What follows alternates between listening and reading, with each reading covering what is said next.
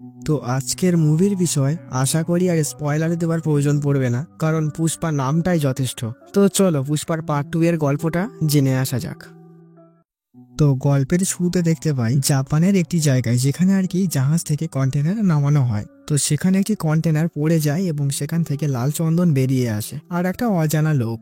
তো কন্টেনারের যে মালিক সে সেই লোকটির পায়ে দড়ি বেঁধে উল্টো করে ঝুলিয়ে রাখে এবং কন্টেনারের মালিক লোকটির পরিচয় জিজ্ঞাসা করে, কিন্তু লোকটি কোনো কথা না বলে কুড়ুল দিয়ে তার দড়ি কেটে নিচে নেমে আসে। আসলে এটা পুষ্পাই ছিল।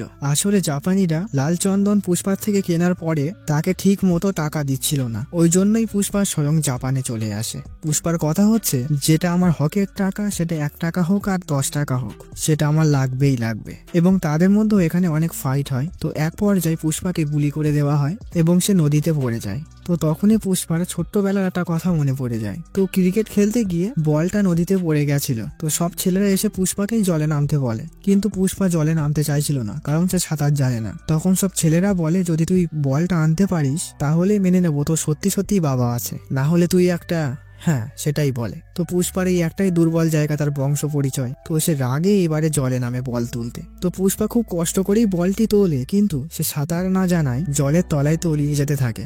তখনই পুষ্পা আঁতকে ওঠে, আসলে সে স্বপ্ন দেখছিল। তো এখানে আমরা শ্রীবাল্লিকেও দেখতে পাই। তো এর পরের সিনে কিছু শ্রমিকদের দেখতে পাই, এরা আসলে পুষ্পারই লোক, এরা চন্দন কাঠ কাটতে যায়। তো একটি লোক সিনু নামে একটি ছেলেকে বলে যে তার তো বিয়ে, সেটার জন্য প্রস্তুতি না নিয়ে সে কেন চন্দন কাঠ কাটতে যাচ্ছে আজকে। তো সিনু বলে, আজকে যদি আমি কাজে ফাঁকি দেই তাহলে তো পুষ্পা ভাউয়ের লস হয়ে যাবে না। তো সবাই কাজে যাওয়ার জন্য যখন গাড়িতে উঠছিল তখন শ্রমিকদের মধ্যেও একজনকে দেখতে পাই। কি চিনতে পেরেছ? হ্যাঁ, সেই ইন্সপেক্টর শেখাওয়াত। এও শ্রমিক ছদ্মবেশে এদের মধ্যে মিশে যায়। তো শ্রমিকদের মাঝে শেখাওয়াত চুপচাপ বসে থাকতে দেখে লোকগুলো বলে, আরে কিসের ভয় পাচ্ছিস অত? আমাদের পুষ্পা ভাউ তো ওকে উলঙ্গ করে একেবারে বাড়ি পাঠিয়েছিল। আরে চাপ নিস না, আমাদের পুষ্পা ভাউ আছে। তো শেখাওয়াতের খুব রাগ হয়, কিন্তু সে চুপচাপ বসে থাকে, কারণ তার মাথা গরম করলে হবে না, এদেরকে একদম হাতে নাতে ধরতে হবে। তো এরপর এরা জঙ্গলে চলে আসে এবং যে যার মতো কাঠ কাটতে লেগে যায়। তো এইদিকে দেখতে পাই শ্রীবাল্লি ও পুষ্পার মা মন্দিরে পুজো দিতে আসে। তো মন্দিরে আগে থাকতেই পুষ্পার সেই সৎ ভাই বা তার দাদা ও তার পরিবার সবাই ছিল। তো পুরোহিত মশাই শ্রীবাল্লিকে তার গোত্র জিজ্ঞাসা করে, কিন্তু শ্রীবাল্লি তা বলতে পারে না। তখন মোহন এটা নিয়ে হাসাহাসি করে আর বলে, পুষ্পার তো বাবারই ঠিক নেই, তাহলে গোত্র জানবেই বা কি করে। তো শ্রীবাল্লির খুব খারাপ লাগে, সে মুখের উপরেই বলে, ভগবানের যেমন কোনো কুল গোত্রের প্রয়োজন হয় না, তেমন আমার স্বামী আমার কাছে দেবতার মতো, তার কুল গোত্রের কোনো প্রয়োজন নেই। তো এদিকে চন্দন কাঠ কাটা শেষ হলে গাড়িতে যখন মাল লোড করা হচ্ছে, আর তখনই শেখাওয়াত সবার সামনে তার আসল পরিচয় রিভিল করে। তো শেখাওয়াত বলে, কি রে টাকলা পুলিশ খুব বলছিলিস তাই না? এই দেখ টাকলা, বলে তার মাথার পাখিটা ফেলে দেয় এবং সে ফায়ার করতেই আগে থাকতেই রেডি করে রাখা পুলিশ ফোর্স সবাইকে ঘিরে ফেলে এবং সমস্ত শ্রমিকদেরকেই শেখাওয়াত অ্যারেস্ট করে নিয়ে চলে যায়।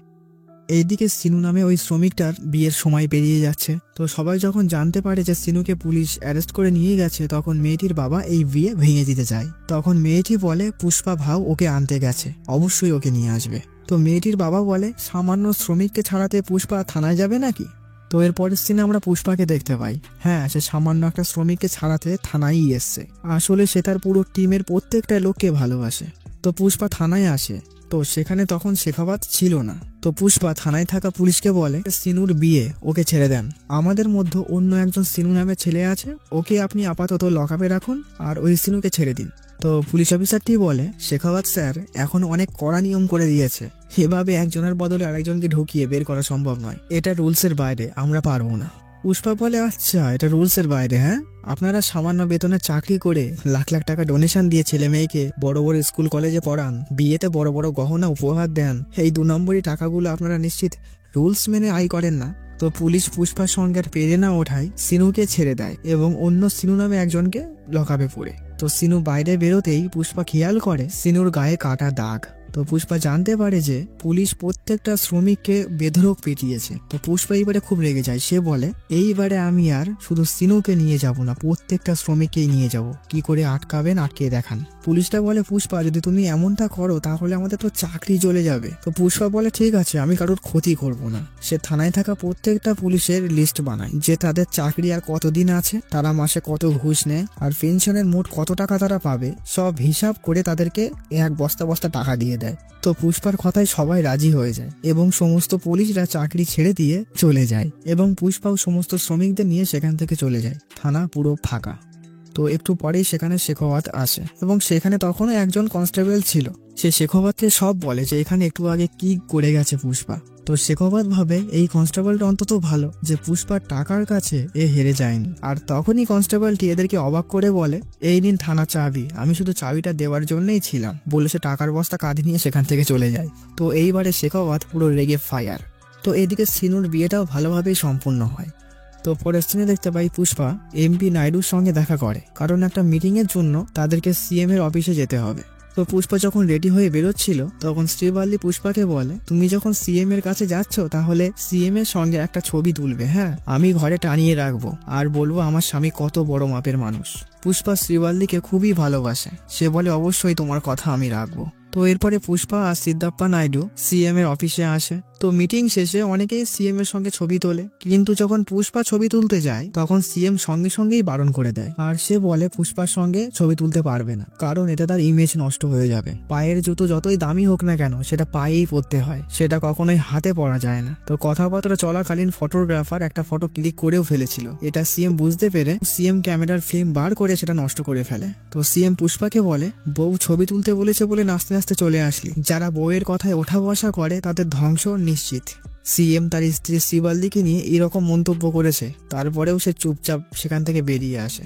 তো সিদ্ধাপ্পা পুষ্পাকে এসে বলে, বাবা চুপচাপ চলে এলি, আমি ভাবলাম কি না কি একটা ঘটে যাবে। পুষ্পা বলে, তুমিও সিএম হলে আমার সঙ্গে এরকমই আচরণ করতে। সিদ্ধাপ্পা বলে, আরে না না, আমি তোর সঙ্গে এমনটা করতামই না, আমি অবশ্যই তোর সঙ্গে ছবি তুলতাম।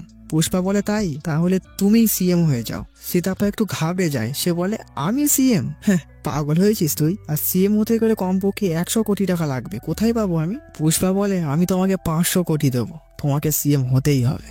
তো পুষ্পা এবারে ওই ফটোগ্রাফারকে ডাকে আর সিতাপার সঙ্গে সে একটা ছবি তোলে আর তার লোকেদের সে বলে এই ছবিটা ভালো করে বাঁধিয়ে আনবি। শ্রীবাল্লি যখন বলেছে সিএম এর সঙ্গে ছবি তুলতে, আমি অবশ্যই তুলবো।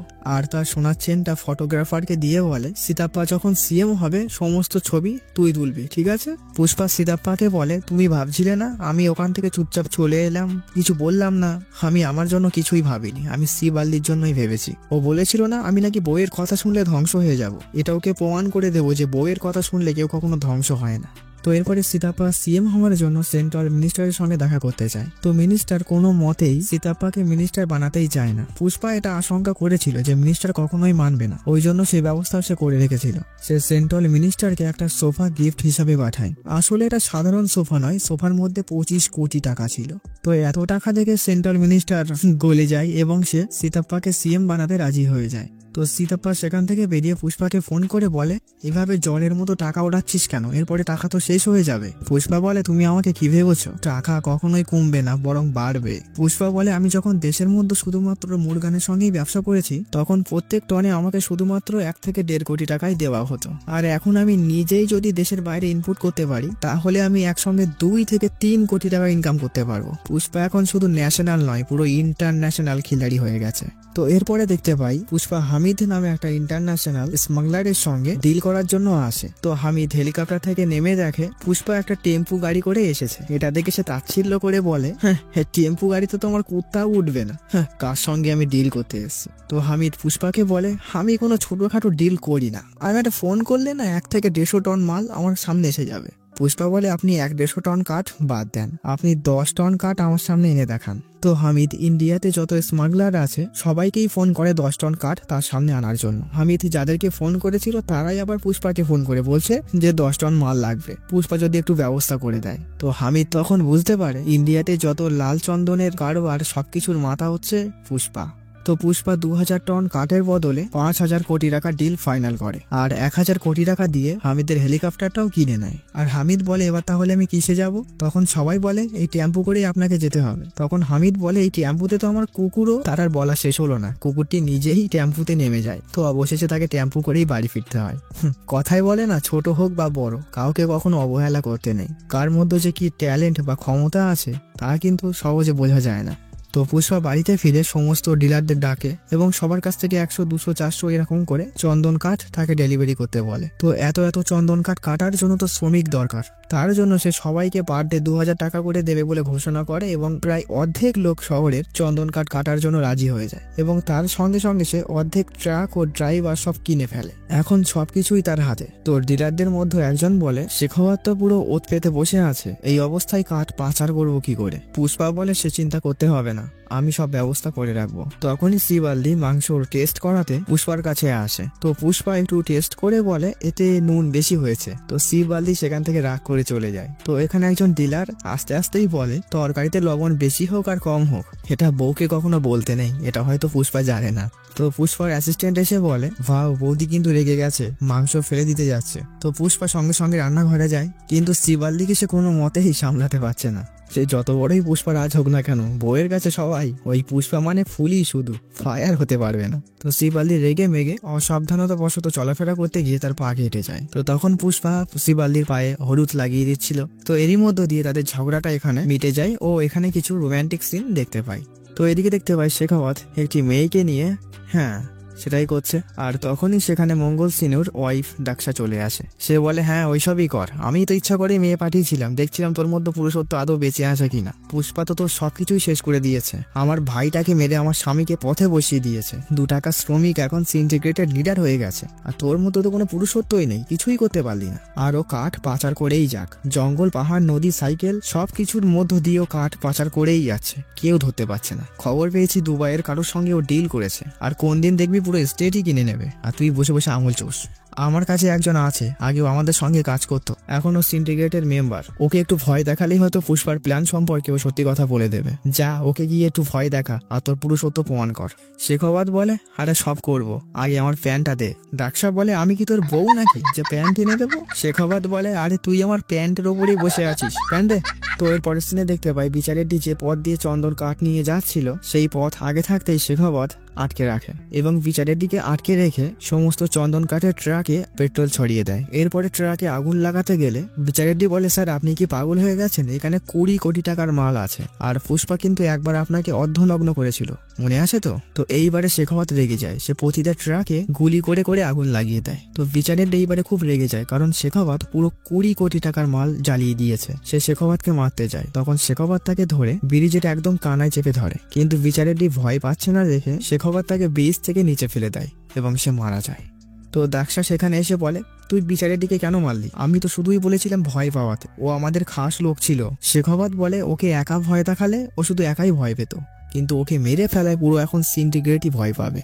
তো পরের দিন বিচারেরটির অন্তিম সংস্কারে পুরো সিন্ডিকেটই সেখানে আছে। সেখানে সীতাপ্পা নাইডু এসছে। তো সিন্ডিকেটের মেম্বাররা বলে যে পুষ্পা আর শেখাওয়াতের মধ্যে একটা সমতা আনতে, নয়তো এরকম চলতে থাকলে একে একে সবাই মারা পড়বে। তো এরপরের দিন সীতাপ্পা শেখাওয়াতের কাছে আসে। তো শেখাওয়াত বলে, আমি ওকে ইচ্ছা করে মারিনি, ও ভয় পেয়ে ইচ্ছা করেই লাফ মেরেছে। সীতাপ্পা বলে, তোমার এসব নাটক বন্ধ করো, পুষ্পার জন্য যা হয়েছে তার জন্য আমি তোমাকে 10 কোটি টাকা ক্ষতিপূরণ দেব, আর পুষ্পার সঙ্গে শত্রুটা মিটিয়ে ফেলো। কিন্তু শেখাওয়াত এতে রাজি হয় না।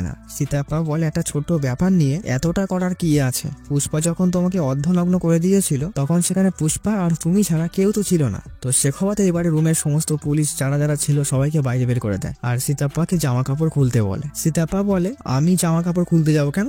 শেখাওয়াত বলে, এই ঘরে আপনি আর আমি ছাড়া তো কেউ নেই, তাহলে আপনার খুলতে কি সমস্যা? আসলে শেখাওয়াত সীতাপ্পাকে এইটা বোঝানোর চেষ্টা করছে যে একজনের সামনে খুলুক আর 10 জনের সামনে খুলুক, অপমান অপমানই হয়। কিন্তু সীতাপ্পা শেখাওয়াতের ভাবনায় জল ঢেলে দেয়, সে রুমের মধ্যেই তার সমস্ত জামা কাপড় খুলে ফেলে। এটার জন্য শেখাওয়াত একেবারেই প্রস্তুত ছিল না যে একজন এমপি তার সামনে এইভাবে জামা কাপড় খুলে ফেলতে পারবে। সীতাপ্পা বলে, আমি তো সবকিছু খুলেই রাজনীতিতে নেমেছি, আমার পুষ্পাকেও প্রয়োজন, তোমাকেও প্রয়োজন, তাই বলছি পুষ্পার সঙ্গে সমস্ত ঝামেলা মিটিয়ে ফেলো। আমি তো বলছি তুমি যা চাইবে আমি তাই দেব।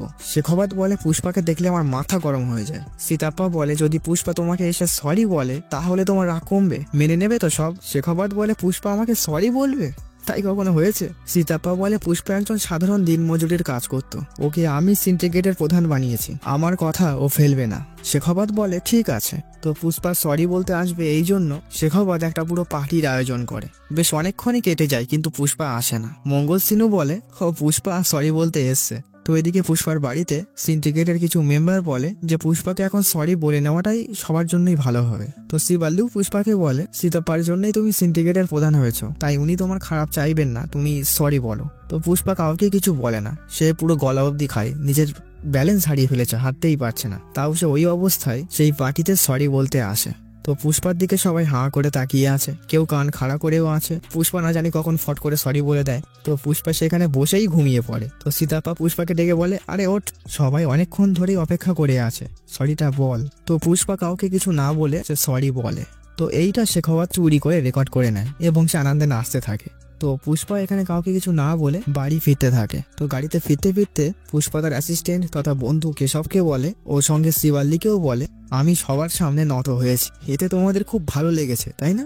এরা বলে, না না, তেমনটা ঠিক নয়। পুষ্পা বলে, তোমাদের থেকে ওই মঙ্গল সিনুই ভালো, অন্তত সে জানে আমি কারোর সামনে মাথা নত করি না, আমি এভাবে বাঁচতে পারবো না। এবং পুষ্পা হঠাৎ করে গাড়ি থামিয়ে শিবাল্লি আর কেশবকে গাড়ি থেকে নামিয়ে দেয়, ওই পার্টির উদ্দেশ্যে আবার রওনা দেয়। তো এইদিকে শেখাওয়াত নাচতে নাচতে গাড়িতে গিয়ে ওঠে, আর সেই মুহূর্তেই পুষ্পার গাড়ি এসে শেখাওয়াতের গাড়িতে মারে এবং গাড়ি শুদ্ধ শেখাওয়াত সেখানে থাকা একটা সুইমিং পুলে গিয়ে পড়ে। আর পুষ্পা গাড়ি থেকে নেমে ওই পুলের মধ্যেই হিসু করতে থাকে, অর্থাৎ শেখাওয়াতের ওপরেই হিসু করছে আর কি। তো সবাই শেখাওয়াতকে জল থেকে টেনে তোলে এবং তার জামা কাপড় ভিজে যাওয়ায় তাকে সবার সামনে আবারও নির্বস্ত্র হতে হয়। শেখাওয়াত খুব রেগে যায়, সে পুষ্পাকে গুলি করতে যায়। পুষ্পাও বন্দুক বার করেছে, লোকজন দুইজনকেই পুরো চেপে ধরে রেখেছে। তো শেখাওয়াত পুষ্পাকে বলে, তোর সব প্ল্যানে যদি আমি জল না ঢেলে দিয়েছি, আমার নাম শেখাওয়াত নয়। পুষ্পা বলে, ঠিক আছে, আগামীকাল চেন্নাই বর্ডার ক্রস করে 2000 টন চন্দন কাঠ আমি বার করব, তুই যদি একটা কাঠও ধরে দেখাতে পারিস তাহলে আমি সিন্ডিকেটের প্রধানের পদ ত্যাগ করব।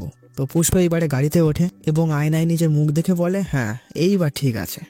তো এর পরের সিনে দেখতে পাই শেখাওয়াত সমস্ত জায়গায় চেকপোস্ট লাগিয়ে দেয়, একটা পিন গলার মতনও ফাঁক ফোকর বাদ রাখে না। তো শেখাওয়াত একটা বোতল শেষ করে সেটা ব্রিজের নিচে ছুঁড়ে ফেলে এবং নিচ থেকে বোতল ভাঙার শব্দ আসে। এটা শুনে শেখাওয়াত বলে, বোতল ভাঙার শব্দ আসলো কেন? পুলিশ বলে, স্যার আপনি বোতল ছুঁড়ে ফেলেছেন তাই শব্দ হয়েছে। শেখাওয়াত বলে, 1 মিনিট, ব্রিজের নিচে তো নদী, বোতল জলে পড়লে তো ভাঙার শব্দ আসবে না, বোতলটা নিশ্চিত পাথরে পড়েছে, ওই জন্যই ভাঙার শব্দ এসছে। তো এসআই বলে, এখন গরমের সময় এই নদীতে জল কম থাকে, ওই জন্য হয়তো কোনো পাথরে পড়েছে। তো শেখাওয়াত সঙ্গে সঙ্গে নিচে এসে দেখে নদীতে জলই নেই। এটা দেখে শেখাওয়াতের মাথায় আকাশ ভেঙে পড়ে, কারণ তারা শুধু রাস্তাগুলোই ব্লক করে রেখেছে আর নদীতে এখন জলও নেই, তারা নদী পথ দিয়েই তো বেরিয়ে যাবে। আর ওইদিকে দেখতে পাই পুষ্পা সব চন্দন কাঠ বোঝাই ট্রাক সত্যি সত্যি নদী পথ দিয়ে যাচ্ছে। তো শেখাওয়াত এইবারে নদী পথের রাস্তায় ফোর্স নিয়ে বেরিয়ে পড়ে। আর এদিকে পুষ্পার লোকেরা সমস্ত আপডেট পুষ্পাকে দিতে থাকছিল। তো এরা পুষ্পাকে ফোন করে বলে যে পুলিশ তাদের পিছু করেছে। পুষ্পা বলে, তোরা যেতে থাক,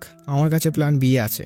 এবং পুষ্পা জঙ্গলে ঘাপটি মেরে বসে থাকা কিছু লোকের কাছে ফোন করে এবং তারা জঙ্গলি হাতি রাস্তার উপরে ছেড়ে দেয়। এতে অর্ধেক পুলিশ হাতির জন্য আটকে যায় আর অন্য একটি রাস্তায় ট্রাক আড়াআড়ি ভাবে আটকে দেয়, আর এতেও অর্ধেক পুলিশ আটকে যায়। কিন্তু শেখাওয়াত ছাড়ার পাত্র নয়, সে এইবারে আরো কিছু পুলিশ ফোর্স ওই ট্রাকের পিছনে নদী পথেই নামিয়ে দেয়। তো এটা জানতে পেরে পুষ্পা ওই বাঁধের ইঞ্জিনিয়ারিং এর কাছে ফোন করে এবং সে নদীর বাঁধ খুলে দেয়। অতঃপর পুলিশরাও জলে আটকে যায়। ততক্ষণে পুষ্পার ট্রাকগুলো রাস্তায় উঠে গেছে। তো শেখাওয়াত এইবারে জঙ্গলের রাস্তা দিয়ে বেরিয়ে ট্রাকরা যে পথ দিয়ে আসবে সেই রাস্তায় উঠে পড়ে এবং সেখান দিয়ে একদল গরুর গাড়ি যাচ্ছিল। সে গাড়োয়ানদের বন্দুকের ভয় দেখিয়ে ওই গরুর গাড়িগুলো এক জায়গায় করে রাস্তা আটকে ফেলে। ট্রাকগুলো সামনে আসতেই শেখাওয়াত গুলি করতে থাকে। তখন পুষ্পা তার লোকগুলোদের বলে, তোরা ট্রাক থেকে লাফ মেরে বেরিয়ে যা, এবং তারা তাই করে। আর শেখাওয়াত সমস্ত লাল চন্দনের ট্রাকগুলোকে আটক করে ফেলে।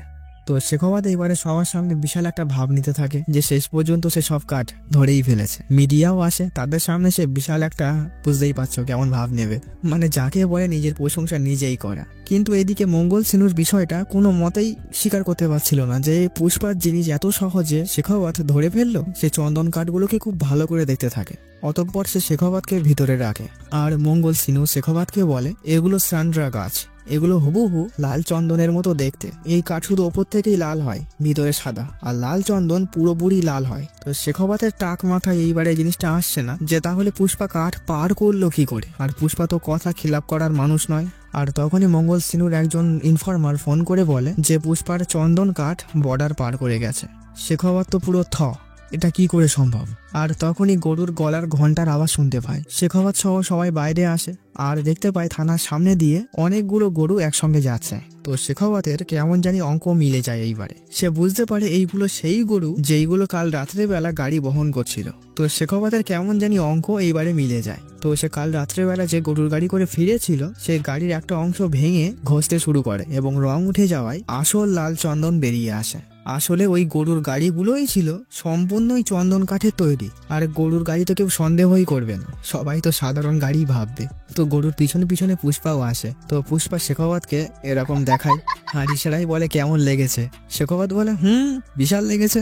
তো পুষ্পা শেখাওয়াতকে উপহার স্বরূপ একটা ফুল পাঠায়। আসলে এই ফুলটার অর্থ যে শেখাওয়াত একটা ফুল, মানে সে একটা বোকা। শেখাওয়াত তখন বলে একটা নয় 3টে বলে সে গরুর গাড়ি পিছনে লুকিয়ে থাকা মঙ্গল সিনু ও তার স্ত্রীকে দেখায় আর বলে আমি নয়, আরো 2টো ফুল আছে। তো পুষ্পা যখন চলে যাচ্ছিল তখন শেখাওয়াত তাকে ডেকে বলে আরে তুই তো বলেছিলিস যে একটা চন্দন কাঠ যদি আমি খুঁজে পাই তাহলে তুই হার মেনে নিবি, সিন্ডিকেটের পথ ত্যাগ করবি। পুষ্পা তখন বলে পুষ্পার নাম শুনে কি তুই ফুল ভেবেছিস? শেখাওয়াত বলে কেন, ফায়ার নাকি তুই? পুষ্পা বলে না না, ওয়াইল্ড ফায়ার। বলতেই সেই গরুর গাড়িটি বাস্ট হয়ে যায়। আসলে তাতে বোমা ফিট করা ছিল আগে থাকতেই। তো সেদিন রাত্রেবেলা পুষ্পা তার পরিবারকে নিয়ে গ্রামের একটা মন্দিরে পুজো দিতে যায়। তো সেখানে তার ভাইয়ের মেয়ে কাবেরীও ছিল। কাবেরীর বাবা ও পুষ্পার সম্পর্ক ভালো না হলেও কাবেরী তার কাকুকে অর্থাৎ পুষ্পাকে খুবই সম্মান করত, কিন্তু পুষ্পা কাবেরীকে অত পাত্তা দিত না। তো শিববাল্দি কাবেরীকে বোঝায় তোমার কাকু তোমাকে অনেক স্নেহ করে, শুধু সামনে প্রকাশ করে না। তো পুজো দিতে দিতে শিববাল্দির হঠাৎ মাথা ঘুরে যায়। তো গ্রামের সব মহিলারা ছুটে আসে। তো শিববাল্দিকে তার পিরিয়ডের ব্যাপারটা জিজ্ঞাসা করে এবং বুঝে যায় যে শিববাল্দি মা হতে চলেছে। তো শিববাল্দি মা হতে চলেছে এটা শুনে সবাই খুশি হয়ে যায়, কিন্তু সেখানে পুষ্পাকে দেখা যায় না। তো শিববাল্দি খুঁজতে গিয়ে দেখে পুষ্পা কালী মাতার রূপে তাণ্ডব নৃত্য করছে। সে পুষ্পাকে ঠান্ডা করে জিজ্ঞাসা করে তুমি এই রকম কেন করছো? পুষ্পা বলে আমি শুনেছি কালী মাতার কাছে মন থেকে কিছু প্রার্থনা করলে সেটা অবশ্যই পূর্ণ হয়। শিববাল্দি বলে তুমি তো নিজেই পুষ্পারাজ, কারুর মনের ইচ্ছা পূরণ করতে হলে তোমার কাছে আসে, তা তোমার মনে এমন কি ইচ্ছা আছে? পুষ্পা বলে আমি চাই আমাদের একটা মেয়ে হোক। শিববাল্দি বলে মেয়ে হোক বা ছেলে হোক, যেটা হবে সেটাকেই আমরা স্বীকার করে নেব, ভালোবাসবো। পুষ্পা বলে ছেলে হলে তো আমি তাকে বংশ পরিচয় দিতে পারবো না, আর মেয়ে হলে বিয়ে হবার পরে অন্তত সে কুল বংশ পরিচয় তো পাবে। এবং পুষ্পা অনেকটা ইমোশনাল হয়ে পড়ে। আজ এত শক্ত মানুষের চোখের কোণেও জল দেখা দেয়।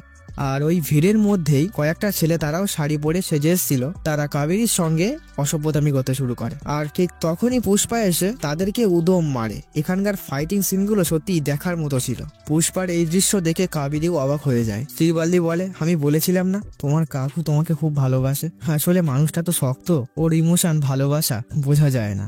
আর এরই মধ্যেই কাবেরীর বাবা অর্থাৎ পুষ্পার সৎ দাদা চলে আসে। তো সে পুষ্পাকে বলে তুই আমাদের মন পাওয়ার জন্য মানানোর জন্য যতই করে নে না, তোকে কখনোই আমি ভাই হিসাবে মেনে নেব না। তখন কাবেরী তার বাবাকে বলে তুমি এইসব কি বলছো? কাকু আমার সম্মান রক্ষার্থেই ওদের সঙ্গে মারপিট করেছে, তাছাড়া ওনার কোনো উদ্দেশ্যই ছিল না। কিন্তু তার বাবা তার কথা শোনেই না, উল্টে তাকে চড় মেরে বসে সবার সামনে। পুষ্পা সবকিছুই চুপচাপ সহ্য করে, সে একটাও কথা বলে না। কিন্তু শিববাল্দি চুপ থাকে না, তার স্বামীর অপমানের উচিত জবাব তার ভাসুরকে দেয়। সেখান থেকে পুষ্পাকে নিয়ে এসে চলে আসে। আর কাবেরীকে অপমান করায় ছেলেগুলোকে অর্ধ টাকলা করে ও জুতোর মালা গলায় ঝুলিয়ে সেখান থেকে বের করে দেওয়া হয়। তবে এদের চোখ মুখ দেখে মনে হচ্ছিল এর প্রতিশোধ তারা নেবেই। তো পরের দিন শেখাওয়াত সিএম এর সঙ্গে দেখা করে বলে সীতাপ্পা কিন্তু আপনার চেয়ারটা দখল করেই ছাড়বে, কারণ সীতাপ্পা সামনে থাকলেও ওর সঙ্গে পুষ্পা আছে। আর পুষ্পার পাওয়ার কিন্তু আপনি জানেন না, ও সবকিছুই কিন্তু করতে পারে। তো সিএম এইবার তার গদি সামলানোর জন্য পুষ্পাকে আটকানোর চেষ্টায় লেগে পড়ে। আর পুষ্পাকে আটকাতে গেলে ওই লাল চন্দন আগে আটকাতে হবে। তো শেখাওয়াত সিএম এর কাছ থেকে পুষ্পার লাল চন্দন আটকানোর জন্য সব রকমের পারমিশন নিয়ে আসে, সে সবকিছুই করতে পারবে। তো ততক্ষণে লাল চন্দন গুলো রামেশ্বরমে পৌঁছে গেছে, কারণ ওখান থেকেই শ্রীলঙ্কার বর্ডার ক্রস করা সহজ হবে।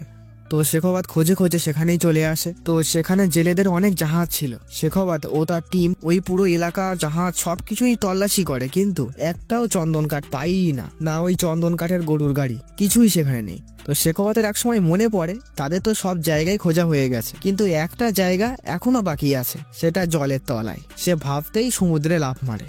এবং সে জলের তলায় সত্যি ওই চন্দন কাঠের গরুর গাড়িগুলো দেখতে পায়। সেইগুলো ওই মাছ ধরা জেলেদের জাহাজের সঙ্গেই বাঁধা আছে। আর তখনই পুষ্পার লোকেরা সব কটা জাহাজ একসঙ্গেই চালিয়ে দেয় এবং শেখাওয়াত নিচে একটা জালে জড়িয়ে যায়। তার মাথা আরো গরম হয়ে যায়। সে সেখান থেকে কোনো রকমে উঠে একটা স্পিড বোট নিয়ে ওই জাহাজগুলোকে ধাওয়া করতে থাকে। তো শেখাওয়াত ওই জাহাজগুলোকে ধরার আগেই সেইগুলো শ্রীলঙ্কার বর্ডার ক্রস করে যায়। তখন এসআই বলে, স্যার আমরা যেতে পারবো না, আর শ্রীলঙ্কার বর্ডার এসে গেছে। শেখাওয়াত বলে, কেন পারবো না, ওরা তো গেছে। তখন এসআই বলে, ওটা জেলেদের জাহাজ, ওদের সব জায়গায় যাওয়ার পারমিশন থাকে, কিন্তু আমাদের বিনা পাসপোর্টে যাওয়ার পারমিশন নেই। কিন্তু শেখাওয়াত তার কথা শোনে না। সে গুলি করতে করতে বর্ডার ক্রস করতে যায়। আর তখনই শ্রীলঙ্কার বর্ডারের গার্ডরা তাদের উপরে গুলি বর্ষণ করতে থাকে। তো অগত্যা বাধ্য হয়েই তাদেরকে পিছিয়ে আসতেই হয়। তো এরা দূরবীন দিয়ে দেখে পুষ্পার মাল পার হয়ে গেছে। তো শেখাওয়াত একটা রাগ নিয়ে সেখান থেকে ফিরে আসে। তো এদিকে পুষ্পা কার্ডগুলো বেচে টাকাগুলো সব সোফার মধ্যে সেট করে সব মন্ত্রীদের বাড়িতে, মানে যেখানে যেখানে পাঠানোর কথা আর কি, সব জায়গায় পাঠিয়ে দিয়ে আসে। আর এর ফলে সীতাপ্পা সিএম হয়ে যায়। তো তার শপথ গ্রহণ করা শেষ হলে পুষ্পার বাড়িতে চলে আসে। তো এখানে এসে সীতাপ্পা শিবাল্লিকে জানায়, তুমি যদি পুষ্পাকে সিএম এর সঙ্গে ছবি তোলার কথা না বলতে, তাহলে আজকে আমি আর সিএম হতে পারতাম না। এক ছবির জন্যই পুষ্পা সরকারই বদলে ফেলেছে। আর সেই ফটোগ্রাফার ছেলেটাই আজকে সবারই ছবি তোলে। আর ওইদিকে পুরানো সিএম এর অবস্থা তো বেহাল। রিপোর্টারদের নানা প্রশ্নের সম্মুখীন সে হচ্ছে, কিন্তু তার কাছে কোনো উত্তরই নেই। তো এদিকে শেখাওয়াত টেনশনে পুরো পাগল হয়ে গেছে। সে ওই জমা করে রাখা স্ট্যান্ডটা কাঠগুলোতে নিজেই আগুন লাগিয়ে দেয় এবং সেখানেই দাঁড়িয়ে থাকে। এসআই তাকে ওই আগুন থেকে বারবার বার করে নিয়ে যাওয়ার চেষ্টা করে, কিন্তু সে সেখান থেকে যায় না। অবশেষে এসআই সেখান থেকে পালিয়ে যায়। আর শেখাওয়াত ওই ঘরেই আগুনে পুড়ে হয়তো বা মারা যায়। কারণ সে মারা গেছে কিনা এইটা পুরোপুরি কনফার্মলি দেখানো হয়নি, তবে আপাতত ধরে নিতে হবে সে মারা গেছে। তো সকালবেলায় পুষ্পার বৌদি, মানে তার সৎ দাদার বউ আর কি, কাবেরীর মা, পুষ্পার বাড়ি গিয়ে বলে কাবেরী কম্পিউটার ক্লাসে গেছিল, তাকে কেউ তুলে নিয়ে গেছে আর কিডন্যাপাররা মোটা অঙ্কের টাকা দাবি করছে। কাবেরীর বাবার কাছে এত টাকা নেই যে তাকে ছাড়িয়ে আনবে সেখান থেকে, তাই সে বাধ্য হয়ে পুষ্পার কাছে এসেছে। তো পুষ্পার মাও পুষ্পাকে বলে কাবেরীকে ফিরিয়ে আনতে, কিন্তু পুষ্পা কারোর কথাতেই গুরুত্ব দেয় না। তো সবাই হতাশ হয়ে যায়, কারণ পুষ্পা ছাড়া কেউই কাবেরীকে বাঁচাতে পারবে না। কিন্তু কিছু মুহূর্ত পরে দেখতে পাই পুষ্পা ঘর থেকে একদম পুরো ফর্মে বেরিয়ে আসে। তো পুষ্পা একদম পুরো নিউজ চ্যানেলে চলে যায় এবং রিপোর্টিং করা মেয়েটিকে সরিয়ে এসে লাইভেই এসেই বলতে থাকে, যদি কাবেরীর গায়ে একটাও আঁচ আসে না, যারা কিডন্যাপ করে নিয়ে গেছিস ওকে, তাদের একটাকেও আস্ত রাখবো না। তাই ভালোই কাবেরীকে যেখান থেকে উঠিয়েছে তারা ওই কম্পিউটার ক্লাসেই যেন 1 ঘন্টার মধ্যে যেন ফিরিয়ে দিয়ে যায়। তো কিডন্যাপাররাও এই নিউজটি দেখতে পায়, কিন্তু কিডন্যাপারদের লিডার যে, সে পুষ্পাকে ভয় পায় না। এর একটা কারণ আছে, সেটা একটু পরেই বলছি।